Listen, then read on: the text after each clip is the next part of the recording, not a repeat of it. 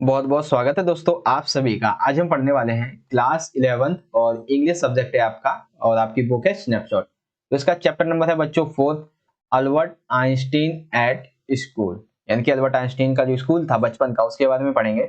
और important question हम देखने वाले हैं और एक क्वेश्चन में जो इंपॉर्टेंट वर्ड मीनिंग्स होते हैं, ठीक है, जिससे आपका आंसर जो वो काफी अट्रैक्टिव बनता है, इससे आपको अच्छे मार्क्स भी मिल सकते हैं। तो वो भी हम कंप्लीटली इसमें देखने वाले हैं।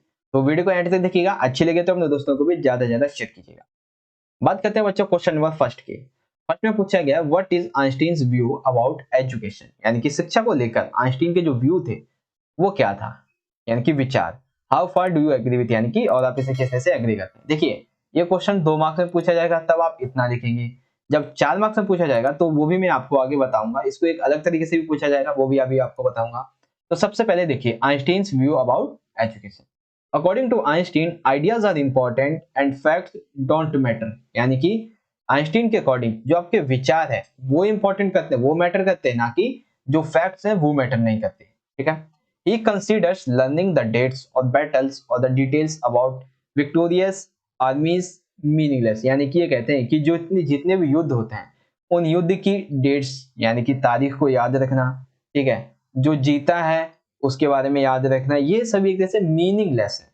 He is more interested in the cures that lead the soldiers to kill each other, यानी कि इसे इस चीज में काफी अच्छा लगता था कि इंटरेस्ट था इसका कि जो एक सैनिक है वो दूसरे सैनिक को किस प्रकार से मारता है, ना कि इसमें इंटरेस्ट था कि किस किस के बीच में लड़ाई हुई है या फिर कब लड़ाई हुई है, किसने किसको मारा, इन सब चीजों में उससे इंटरेस्ट नहीं था, बल्कि ये देखता था कि soldiers to kill each other how, ये चीज ये देखता था। ठीक है। तो इस तरह से क्वेश्चन में फर्स्ट आपका कंप्लीट हो गया। इसमें कोई इंपॉर्टेंट वर्ड मीनिंग्स है नहीं, तो इसलिए मैंने कोई वर्ड मीनिंग नहीं लिया इसका। अगर आप याद करना चाहें तो एक दो इस तरह से याद कर सकते हैं। कौन कौन सी याद कर सकते हैं? एक तो बैटल्स यानी कि जो युद्ध वगैरह होते हैं, उसके बाद विक्टोरियस यानी कि जो युद्ध करने वाले होते हैं, आर्मीज तो आपको पता ही है, और सोल्जर्स ये भी आर्मी का ही एक वर्ड है, तो इसमें कोई ज्यादा इंपॉर्टेंट वर्ड नहीं है। ठीक है। तो यहाँ पे आपका क्वेश्चन में फर्स्ट कंप्लीट होता है। सेकंड क्वेश्चन देखते हैं, बहुत ईजी सा प्रश्न है बच्चों।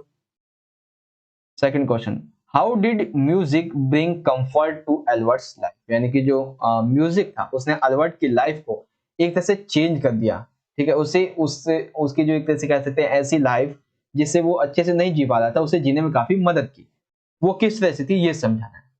तो देखिए, Albert was having a bad time at school where he was suppose to cram facts in which he had no interest, यानी कि एक तरह से ये कह सकते हैं कि अल्बर्ट जो था, जिसे स्कूल में पढ़ना, स्कूल में टाइम बिताना बिल्कुल भी अच्छा नहीं लगता था। क्यों? क्योंकि वो उसकी कल्पना से भी परे था, क्योंकि उसे वहां पर फैक्ट्स जबरदस्ती पढ़ाए जाते थे जो कि जिसमें उसका इंटरेस्ट नहीं था।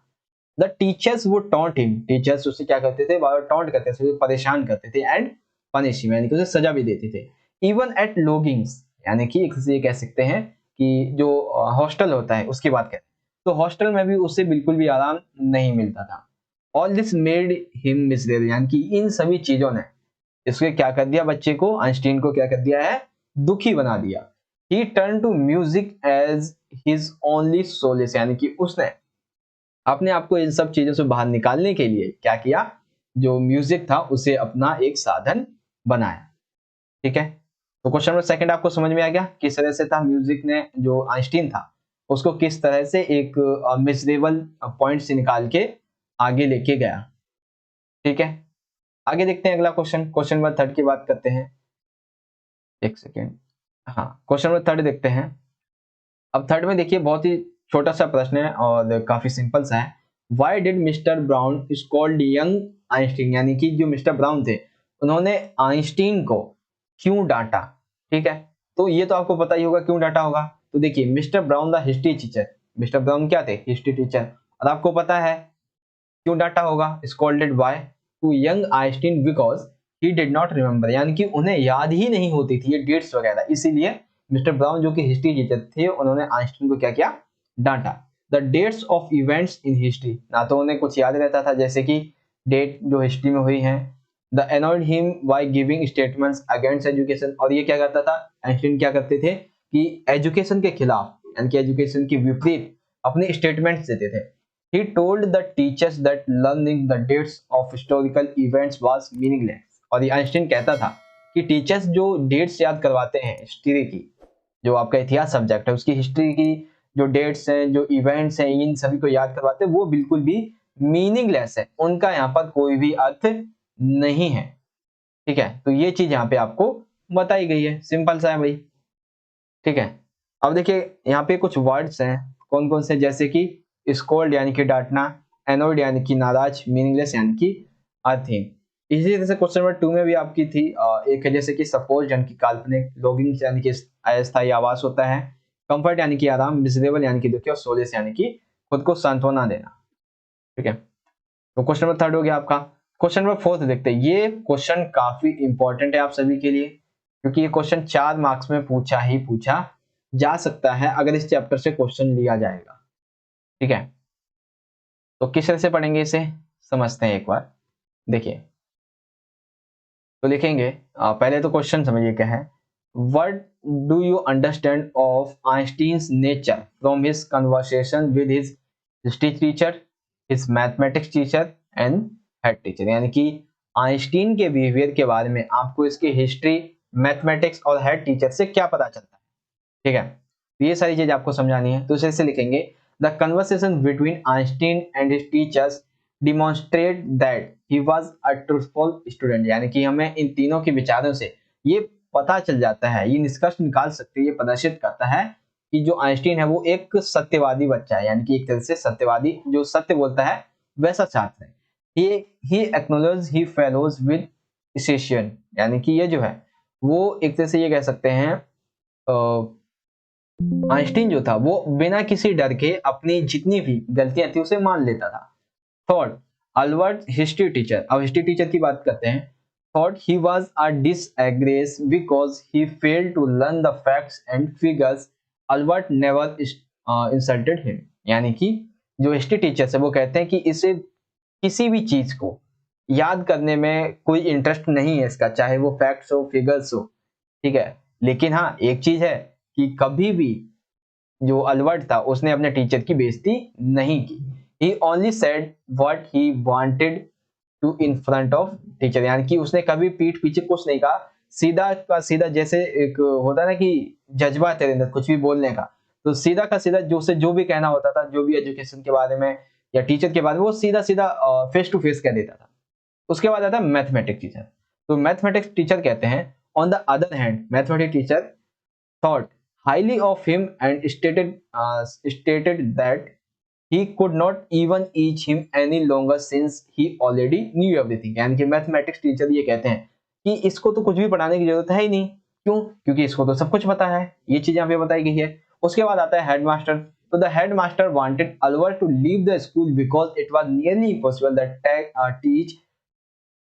Teach the other student when he was present, यानी कि जो हेडमास्टर था वो ये कहता है कि अल्बर्ट जब स्कूल में होता है तो ये काफी इम्पॉसिबल हो जाता है किसी बच्चे को पढ़ाना।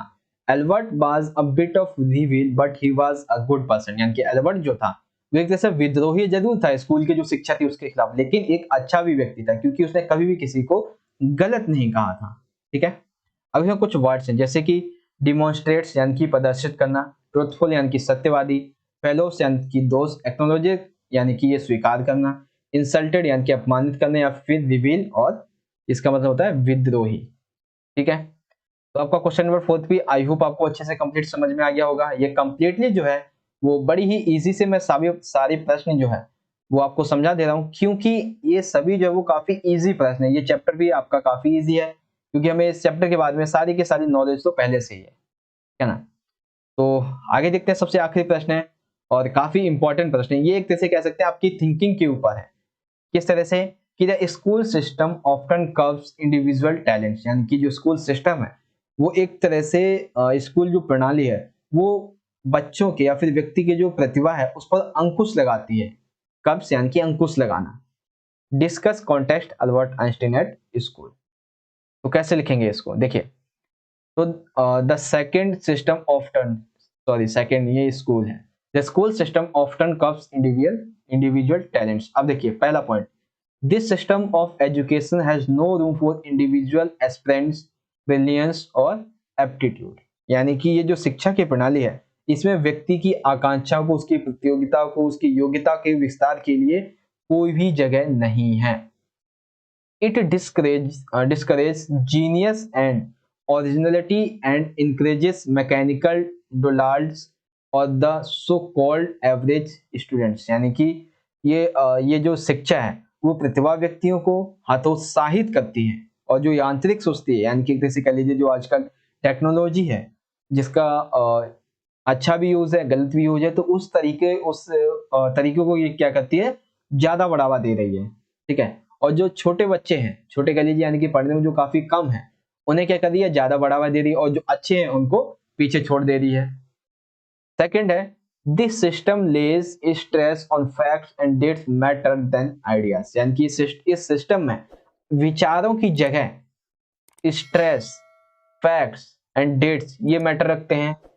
It ignores originality and creativity which lead to progress and development. यानी कि विकास के लिए जो क्रिएटिविटी है, जो ओरिजिनलिटी है, जो लीड मीनिंग है, उसको ये एजुकेशन पॉलिसी क्या करती है, इग्नोर करती है।